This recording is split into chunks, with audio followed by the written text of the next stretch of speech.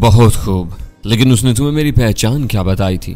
उसने कहा था कि वो सिकाई में रहने वालों से यकसर मुख्तलिफ है। इसका रंग आग की मानिंद है और उसका बदन बेहद खूबसूरत है। चुनाचे मैंने तुम्हें देखती ही साफ पहचान लिया। सिकाई में और खुद हमारी बस्ती में तुम्हारे जैसा कोई नौजवान नहीं है। उसने अपना मकान क्यों जला दिया था? बस वो इंतकाम में पागल हो रही थी। वो हर कीमत पर तुम्हें हलाक कर देना चाहती थी। मैंने गहरी सांस ली, लेकिन इसका मकान जल चुका है। अब वो कहाँ गई है? सलाका के पास। जब तक उसका मकान दोबारा नहीं बन जाएगा वो सलाका के पास रहेगी। ये सलाका कौन है? जबूती की बेटी। उसकी तरह वैश्याना शौक रखती है। तुम्हारे पास वो अक्सर आती रहती है। हाँ, अस्तोस भी उसे बहुत चाहता होगा। हाँ, लेकिन तुम कैसे इंसान हो? मुस्तकिल उसी के बारे में गुफ्तगू कर रहे हो। तुमने मुझसे मेरे बारे में कोई गुफ्तगू नहीं की। उसका लहजा में शिकायती अंदाज था। उसके बाद मैं तुमसे तुम्हारे बारे ही में गुफ्तगू करने वाला था। मैंने कहा और उसका चेहरा बहाल हो गया। मैं तुम्हें बताऊं मैंने कितने चालाकी से काम लिया है? बताओ। बस मेरे दिल में तुमसे मुलाकात की ख्वाहिश थी और मैं ताक में लगी हुई थी। मैंने चुप कर बाबा की बातें सुनी। पता है उसने इन दोनों को क्या हदायत दी थी? नहीं, बताओ। मैंने दिलचस्पी से पूछा। उसने इन्हें हदायत दी थी कि तुम्हें गरबी हिस्से की तरफ ना ले जाया जाए और किसी चीज के बारे में तफसीलात ना बताई जाए। ओह, गरबी हिस्से में क्या बात है? वहां हमारी बस्ती के मफादात के काम होते हैं। वहां असलहा भी बनता है और दूसरे इलाकों से असलहा आता है। देखो ना, स्काई वाले कभी हमारे ऊपर हमला भी कर सकते हैं। हाँ, ये तो है, मैंने जल्दी से कहा। बस मैं समझ गई कि बाबा तुम्हारे ऊपर शक भी करता है, लेकिन उसकी बातों से एक और बात का भी इजहार होता था। किस बात का? उसे अंदाजा है कि तुम बहरहाल बाहर के इंसान हो। मुमकिन है तुम सिकाई वालों के लिए दिल में कोई हमदर्दी ना रखते हो। बाबा का ख्याल था कि अगर तुम हमारे दोस्त बन जाओ तो सिकाई में रहकर सिकाई वालों के बारे में मालूमात भी फराहम कर सकते हो। ओह, क्या शुमाना से इस बारे में मुकम्मल मालूमात हासिल नहीं होती? मैंने बेख्तियार पूछा। कहाँ, वो तो पागल है, किसी मामले से दिलचस्पी नहीं रखती। बस कोई ऊपर की बात मालूम हो तो बता देती है, वरना फिर वो भी इसकी मर्जी पर है। वरना कोई इससे क्या पूछ सकता है? हाँ, बड़ी परेशानी होती होगी, लेकिन तुमने आखिर इस दोस्त से क्या कहा? बस मैंने बाबा को तुम्हारी खूबियां बताई और वो हैरान रह गया। मैं उसकी फितरत से अच्छी तरह वाकिफ हूं। बस उसने कहा कि मैं खुद जाऊं, इन दोनों को भेज दूं और खुद तुमसे दोस्ती कर लूं, फिर हम तुम्हें अपने लिए इस्तेमाल करेंगे। और मैं तो यही चाहती थी। वाह, तुम बेहद चालाक हो, मैंने हंस कर कहा। और खूबसूरत। उसने मुझे देखा। खूबसूरत तो बेपनाह हो। ओह, इसका लहजा खुशी से कांपने लगा। चंद साधु बेखुद सी रही, शर्माई हुई निगाहों से मुझे देखती रही, फिर बोली, बहुत से लोगों ने मुझसे ये बात कही है, लेकिन मुझे जरा भी अच्छी नहीं लगी। लेकिन तुम्हारे मुंह से ये कितना अच्छा लगा है। वाकई। हाँ, तुम खुद भी तो बड़े अनोखे हो, लेकिन क्या तुम दर हकीकत दरख्तों को जड़ से उखाड़ लेते हो? हाँ, मैंने जवाब दिया। लेकिन किस तरह? किसी दिन तुम्हें दिखाऊंगा, मैं जरूर देखूंगी। और हाँ, तुम सिकाई से यहाँ कयाम के लिए आओगे ना? कयाम के लिए आना मुनासिब नहीं है। अगर तुम्हारा बाबा मुझसे ये काम लेना चाहता है तो फिर मेरा वहीं रहना मुनासिब है। हाँ, मैं यहाँ आता जाता रहूंगा और तुम्हें वहां के हालात बताता रहूंगा। ये ठीक है? रोजाना आओगे ना? हाँ, कोशिश यही करूंगा। तो मैं बाबा से कह दूं कि मैंने तुम्हें दोस्त बना लिया? जरूर कह देना। बस अब सब ठीक हो गया, लेकिन एक और बात बताओ, उसने कहा और मैं सवालिया नजरों से उसकी तरफ देखने लगा। तुम शुमाना के पीछे क्यों पड़े हुए हो? ओह, बस ऐसे ही। मेरी उससे दुश्मनी जो है, मोहब्बत तो नहीं उससे करते? उसने बेबाकी से पूछा। हरगिज़ नहीं। वाह, इस बेवकूफ का यही ख्याल था। अब ठीक है, फिर किसी और से मोहब्बत करते हो? नहीं। तो फिर मुझसे कर लो, उसने कहा और मेरे बदन पर चींटियां से रेंगने लगी। मोहब्बत करने के लिए तो वो भी बुरी नहीं थी प्रोफेसर, गौ शुमाना के मुकाबले की नहीं थी, लेकिन बहरहाल खूब थी और फिर मासूम भी थी। चुनाचे मैंने कहा, मगर मुझे तो मोहब्बत करना भी नहीं आती। मैं सिखा दूंगी, उसने बड़े खलूस से कहा और मैंने एक गहरी सांस लेकर आसमान की तरफ देखा। हाँ, मैं पूरी तरह मोहब्बत करना सीखना चाहता हूँ, मैंने मुस्कुराते हुए कहा और मैंने उसके चेहरे पर शर्म के आसार देखे। शाम झुकाई थी। मैंने वापसी का फैसला किया और पोस्टिया मुझे दूर तक छोड़ने आए। इसके चेहरे से कर्ब नुमाया था। कल किस वक्त आओगे? सुबह, मैं इसी जगह मिलूंगी। ओह, ठीक है, मैंने कहा और फिर वहां से तेज रफ्तारी से चल पड़ा और दूसरे लोगों की बनिस्बत काफी पहले से काय पहुंच गया। बस्ती में मेरा कोई काम नहीं था, चुनाचे में हाकू के मकान की तरफ चल पड़ा और थोड़ी देर में वहां पहुंच गया। हाकू और फोमा बैठे गुफ्तगू कर रहे थे। मुझे देखकर फोमा ने गहरी सांस ली। आगे सब होता, कहाँ चले गए थे? आज तुमने पूरा दिन बाहर गुजार दिया। हाँ, मैंने गहरी सांस ली। क्या तुम मेरे लिए परेशान थे? पहले नहीं था, अब हो गया हूँ। दरअसल तुमने जिससे दुश्मनी मोल ली है वो मुझे फिक्र में मुब्तला कर देती है। हालांकि तुम अब भी मेरे लिए फिक्रमंद हो हाकू, मैंने मुस्कुराते हुए कहा। बस इंसानी जहन कमजोर होता है, लेकिन तुमने पूरा दिन कहाँ सर्व किया? कहाँ चले गए थे? हाकू ने पूछा। जरदरू दुश्मनों की बस्ती में, मैंने जवाब दिया और हाकू और फोमा दोनों उछल पड़े और ताज्जुब से मेरी शक्ल देखने लगे। कई लम्हात तक वो मुझे देखते रहे। फिर फोमा मेरे करीब आ गया और मेरे बाजू को पकड़कर आहिस्ता से बोला, इनसे तुम्हारी मुलाकात भी हुई थी? हाँ, इस छोटी सी बस्ती के सरदार अस्तोस से, मैंने जवाब दिया और हाकू ने थूक निकला। क्या गुफ्तगू हुई तुम्हारी उससे? फोमा ने पूछा। बहुत सी बातें हुई, लेकिन तुम्हारे अंदाज में इज़्तिराब क्यों है फोमा? अभी थोड़ी देर कबल हाकू से यही गुफ्तगू हो रही थी। हाकू बता रहा था कि ये लोग लफ्जों के जादूगर हैं, इनका मकसद नेक नहीं होता। तो फिर इससे क्या मकसद है? हाकू ने इस तशवीश का इजहार किया था कहीं वो तुम पर इखलाक के दाव आजमाने की कोशिश न करें। फोमा ने जवाब दिया, मुझे तुम्हारी ये बात पसंद नहीं आई फोमा। अव्वल तो मैं किसी किस्म की पाबंदी कबूल करने के लिए तैयार नहीं हूं। दूसरी बात ये कि तुमने मेरे बारे में इस अंदाज में क्यों सोचा? हकीम हाकू की सारी हिकमत इन अल्फाजों की वजह से मेरी निगाहों में फीकी पड़ गई है। वो मुझे अच्छी तरह जानने के बाद भी इन ख्यालात से मुतासिर होता है। दोनों के चेहरे जर्द पड़ गए थे। फोमा ने सहमी निगाहों से हाकू की तरफ देखा और हाकू ने शर्मसारी से गर्दन झुका ली। मुझसे गलती हो गई, ऐसा होता, मैं शर्मसार हूं। उसने बड़ी मुश्किल से ये अल्फाज अदा किए। फोमा की निगाहें चुकी हुई थीं। इन दोनों के चेहरे देखकर मेरे ज़हन से नागवारी का एहसास काफूर हो गया। दोनों बेचारे परेशानियों के मारे हुए थे। तब मैंने कहा, भूल कर भी इन एहसासात को जहन में जगा ना दो हाकू, मैं नपुख्ता ज़हन का मालिक नहीं हूँ। इसके अलावा अगर जरदरू हक पर हुए और बेकसूर साबित हुए तो भी जाहिर है तो मुझे इनकी तरफदारी से नहीं रोक सकोगे। इसलिए फजूल किस्म की तशवीश का शिकार ना हो। मेरी सिर्फ एक दरख्वास्त है सबूता। फोमा ने लरसती आवाज में कहा, क्या? बेशक तुम्हें किसी की तरफदारी से कोई नहीं रोक सकता, लेकिन हकाइक पर गहरी निगाह रखना, कहीं हमारी बदबख्ती का कोई नया दौर शुरू ना हो जाए। मेरी भी तुमसे एक दरख्वास्त है फोमा। हाँ कहो जरूर। किसी भी बदगुमानी को दिल में जगह ना दो। मैं यहाँ तुम्हारी वजह से आया हूँ। अगर मैं इनका तरफदार बना तो तुमसे छुपाऊंगा नहीं, क्योंकि मुझे उसकी जरूरत नहीं है। हाँ, बेमकसद बदगुमानी मुझे इस इलाके से बेजार कर देगी और मैं यहाँ से चला जाऊंगा। ऐसा ही होगा सबूता। हमें हमारी हमाकत पर सिर्फ एक बार माफ करते, सिर्फ एक बार। फोमा मुझसे लिपट गया और मैंने उसकी कमर थपथपाई। और मैं तो खुद को खुद भी माफ नहीं कर सकता, क्योंकि इस बेकार खदशे का इजहार करने वाला मैं ही हूँ। हाकू ने कहा, हाँ हकीम हाकू, तेरा जुर्म ज्यादा है, क्योंकि मैं तुझे अपनी जिंदगी की कहानी सुना चुका हूँ। मैंने मुस्कुराते हुए कहा, मैं इन लम्हात से आशना नहीं था, ना ही इन्हें तस्लीम करता था, जिनके बारे में कहा जाता है कि वो ज़हीन से ज़हीन इंसान को अहमक बना देते हैं। बहरहाल इनसे भी आज वाकफियत होगी। अच्छा, फजूल बातें छोड़ो और इस बस्ती की बात करें। मैंने कहा और वो दोनों खुश हो गए। इन्हें एहसास हो गया था कि मेरी तबीयत का तकद्दुर धुल गया है। बहरहाल दोनों पुरइश्तियाक चेहरे लिए मेरे सामने बैठ गए। इन लोगों की बस्ती तकरीबन 150 मकानात पर मुश्तमिल है, और अगर इनके मकानों में काफ़ी मकान 5 मकीन का ओस भी लगाया जाए तो गोया कुल 750 अफराद हुए। लेकिन इनके साहिल आज़ाद हैं और ज़रूरत के वक्त वहाँ अचानक अफराधी कुव्वत बढ़ सकती है। बेशक, फोमा ने कहा। इसके अलावा वो लोग इस बात से भी लापरवाह नहीं हैं कि इस वक्त सकाई के लोग मुश्तिल होकर उन पर हमला भी कर सकते हैं। अगर ऐसा हुआ और सकाई के हमला आवर वहां गए तो इन खौफनाक मुज़ाहमत का सामना होगा। वो किस तरह? फोमा ने बेसाख्ता पूछा। क्योंकि वो जबरदस्त हथियारों से मुसल्लह होंगे। ओह, क्या उनके पास हथियारों के जखीरे हैं? देख नहीं सका, सुन चुका हूँ। वो लोग अपनी बस्ती के एक मखसूस इलाके में हथियार तैयार करते हैं। इसके अलावा उनके पास बाहर से भी हथियार आते हैं। खाकू ने मुस्तरबाना अंदाज में हाथ मलते हुए कहा, लेकिन बज़ाहिर इनके इरादे खतरनाक नजर नहीं आते, क्योंकि इन्हें फोमा की मौत का पूरा पूरा यकीन है और शायद वो शबाला की हुक्मरानी से मुतमईन भी हैं। यकीनन होंगे, फोमा ने कहा। बस यही चंद बातें हैं।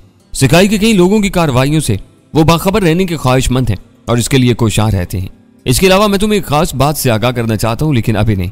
हाँ, कल की रात मैं और फोमा तुम्हारे साथ चलेंगे और मैं तुम्हें कुछ बकिया बातें बताऊंगा। मैंने कहा। मेरे ज़हन में वो साहिल था जहां से उन लोगों की बस्ती को देखा जा सकता था। मैं चाहता था कि सिकाई वाले समंदर पर निगाह रखें और इसके लिए वो इस साहिल से काम ले सकते थे। इस तरह वो दुश्मन की बस्ती पर निगाह रख सकते थे और समंदरी नकलो हरकत पर भी हाकू और फोमा देर तक मुझसे गुफ्तगू करते रहे और मैं इन्हें मुख्तलिफ बातें बताता रहा। फिर रात का खाना खाया गया और फिर आराम की ठहरी। बिस्तर पर लेटने के बाद मेरे ज़हन में 2 शक्लें उभर आईं, शुबाना और पोस्तिया। एक चांद की ठंडी रोशनी की मानिंद फरहत बख्श और काबिल हसूल, और दूसरी सूरज की कड़ी धूप के मानिंद झुलसा देने वाले नाकाबिले हसूल। लेकिन मैं अपनी फितरत का क्या करता? मैं तो आग का शदाई था और आग ही मेरी जिंदगी को जला देती थी।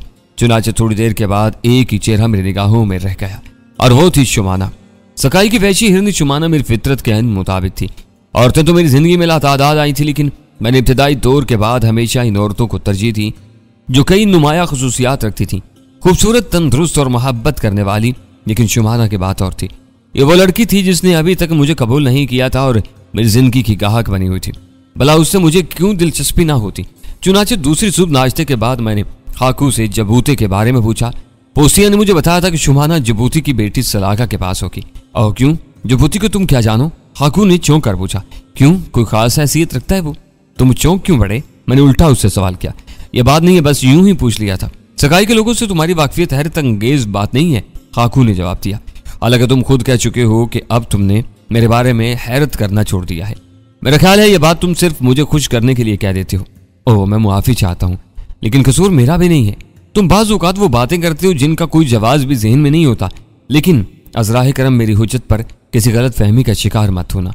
ये सवालात मैंने तुमसे सिर्फ अपनी हैरत दूर करने के लिए किए थे। इसके बावजूद तुमने अभी तक जबूती के बारे में कुछ नहीं बताया। मैंने मुस्कुराते हुए कहा, ओह, जबूती कस्बे का एक बाशिंदा है, कारोबार पेशा है, बस कोई आम आदमी नहीं है, सिर्फ अपनी कंजूसी से मशहूर है। खूब कहाँ रहता है? मैंने पूछा। तुमने फोमा का संगी मुजस्मा देखा? हाँ, मैंने जवाब दिया। जब तुम मुजस्मे के नजदीक पहुंचोगे तो तुम उसके बाएं हाथ की एक समत एक मकान पाओगे जिसकी छत पर बांस की एक झोंपड़ी बनी हुई है। मेरे ख्याल में पूरे सकाई में सिर्फ एक ही मकान पर ऐसी झोंपड़ी है। यह जबूती के मकान की खास निशानी है। ठीक है, मैंने गर्दन हिलाकर इत्मीनान का इजहार किया। इस झोंपड़ी के बारे में मैंने तफसीलात नहीं पूछी थी और फिर मैंने हस्बे मामूल आवारागर्दी की ठानी।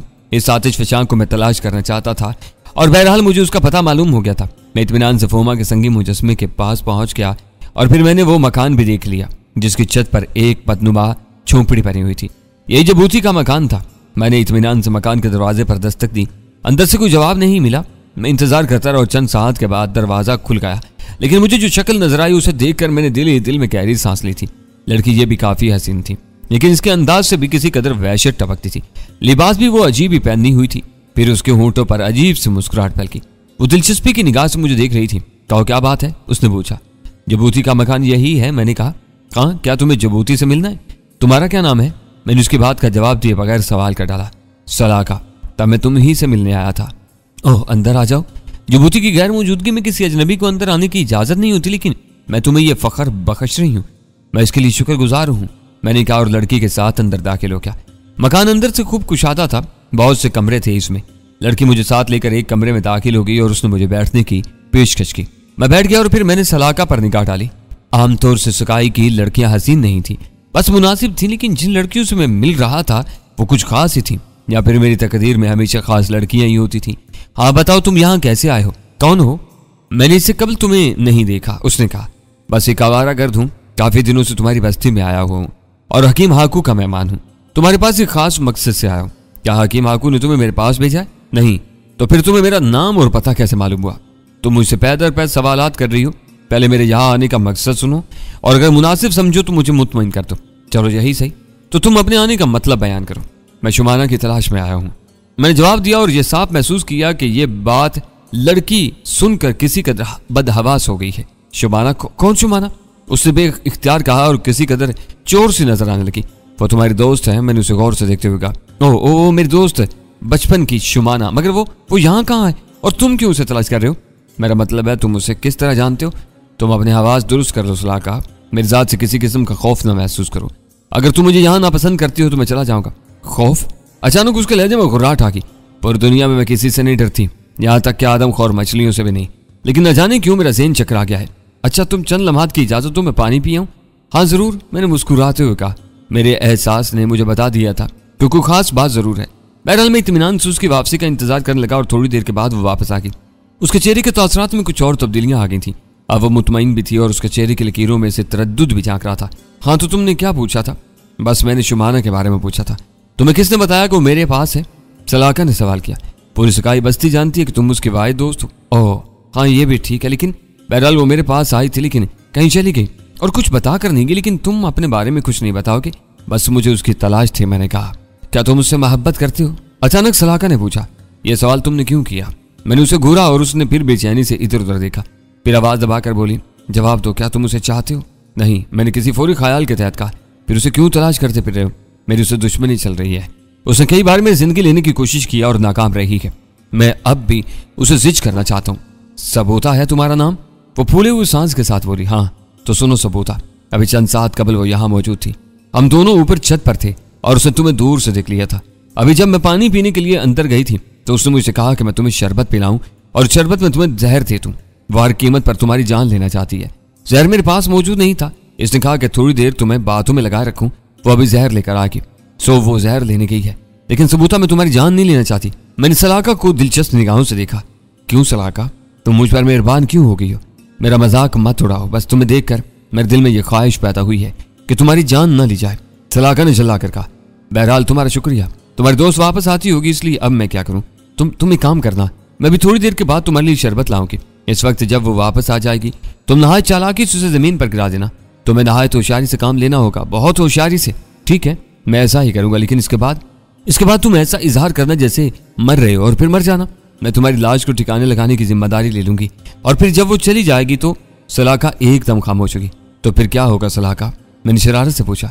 देखो, अगर तुमने मेरा मजाक उड़ाने की कोशिश की तो शुमाना की वापसी से पहले ही मैं तुम्हारी गर्दन उड़ा दूंगी, समझे?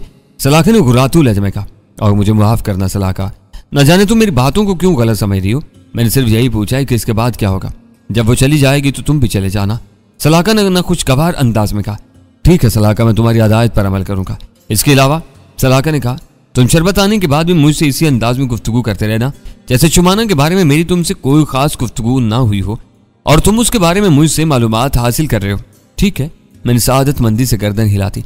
वैसे तुम मुझे दीवाने ही मालूम होते हो, न जाने किस तरह तुम उसके हमलों से बचते रहे। इंसान ही हो, कभी ना कभी शिकार हो जाओगे, लेकिन इसने तुम्हारे बारे में हैरत अंगेज दास्तानें सुनाई हैं। सलाका किसी कदर नर्म हो गई थी। मसलन तुमने दरख्त समेत उसे उठा लिया था। ओह, दरख्त था ही कितना बड़ा, और फिर मैंने देख लिया था कि वो जड़ से उखड़ा हुआ है। वैसे मैं आम लोगों की बनिस्बत ताकतवर हूँ, खूबसूरत भी हो। सलाका मुस्कुराई। शुक्रिया, और अनोखे भी। अच्छा, आदमखोर मछलियों से कैसे बच गए थे? सलाका ने बच्चों के से अंदाज में पूछा। बस थोड़ी सी चालाकी से। उस समय दानिश में मुझे समंदर में डुबो दिया था, लेकिन मैं उसकी किश्ती में लटकर वापस साहिल तक पहुंच भी गया। बस इतनी एहतियात की थी कि मुझे देखने न पाए। ओह, फिर भी बड़ी मुश्किल पेश आई होगी। हाँ, जिंदगी बचाने के लिए सख्त जद्दोजहद करनी पड़ी थी। और आग से कैसे निकल आए? सलाका ने पूछा। जलते हुए मकान का पिछला दरवाजा इसी तरह उखाड़ना पड़ा था जिस तरह वो दरख्त उखाड़ लिया था।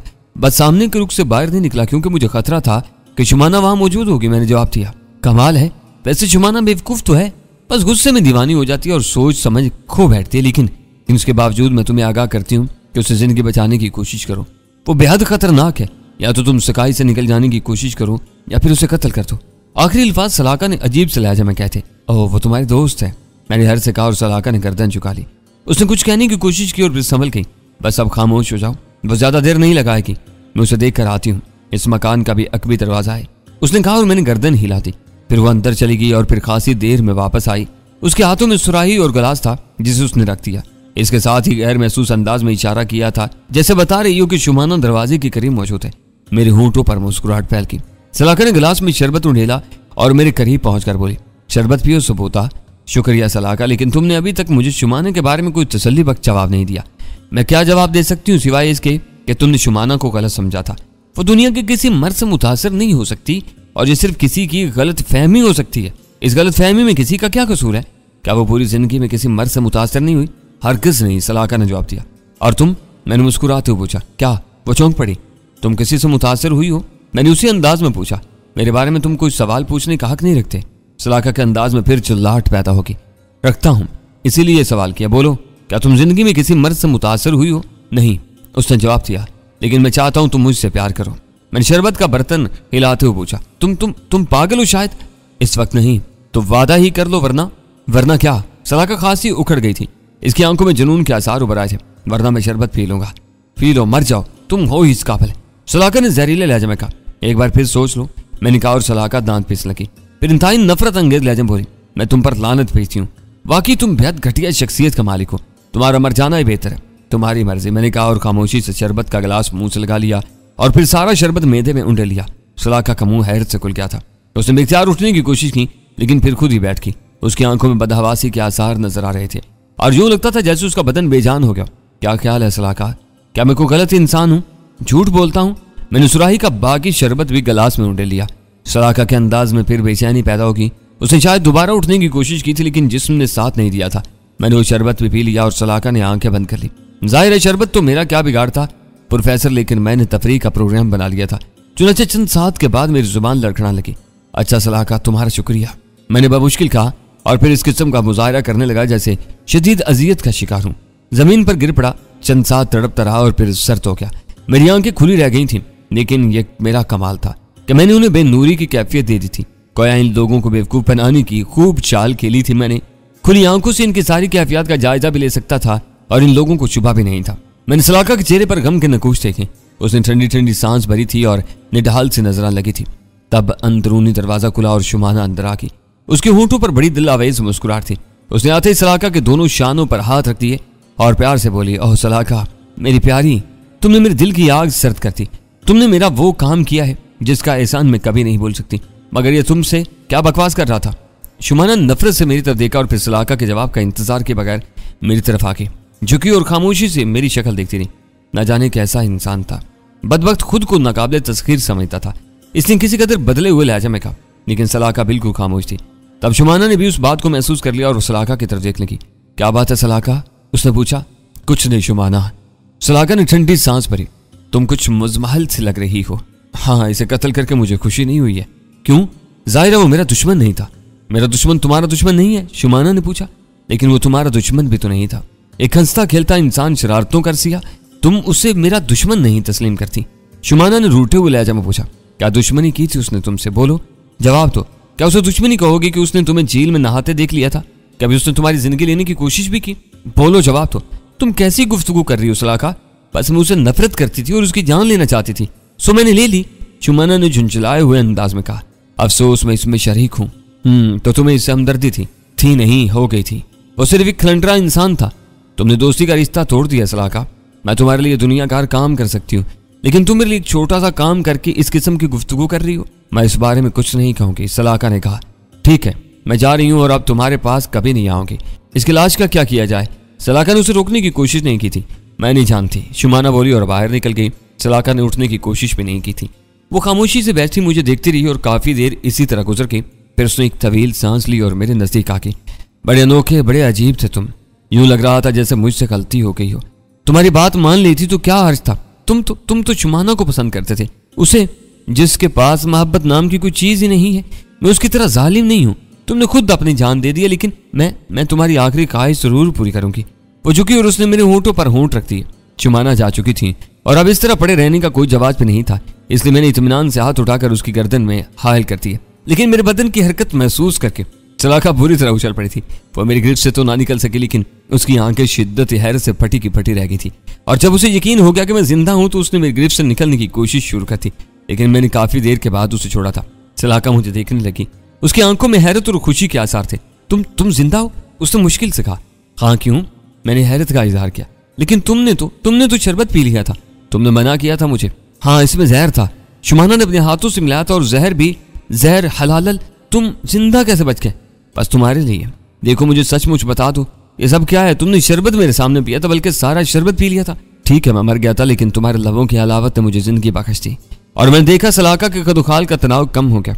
उसकी आंखों में इज़्मेलाल उतर आया और फिर उसने दोबारा मेरी गर्दन में हाथ डाल दिए। मैं तुम्हारी मौत से सख्ते में रह गई थी सबूता। मुझे बहुत गम हुआ था। मैं एतराफ़ करती हूँ, मुझे बहुत गम हुआ था और मैं तुम्हारा शुक्रगुजार हूँ, मैंने कहा। सलाका ने हथियार डाल दिए। लेकिन तुम शुमाना को चाहते हो? हरगिज़ नहीं, मैंने जवाब दिया। और फिर इसके गिर्द क्यों मंडलाते रहते हो? उसकी तलाश में यहाँ तक क्यों आए थे? जिस तरह दोस्त की एक हैसियत होती है सलाका, इसी तरह दुश्मन भी कशिश रखता है। मुझे शुमाना की दुश्मनी पसंद है। तुम दीवाने ही हो, यही समझ लो। लेकिन शरबत पीने के बावजूद तुम जिंदा कैसे बच गए? सलाका के ज़हन में फिर वही सवाल उभर आया था।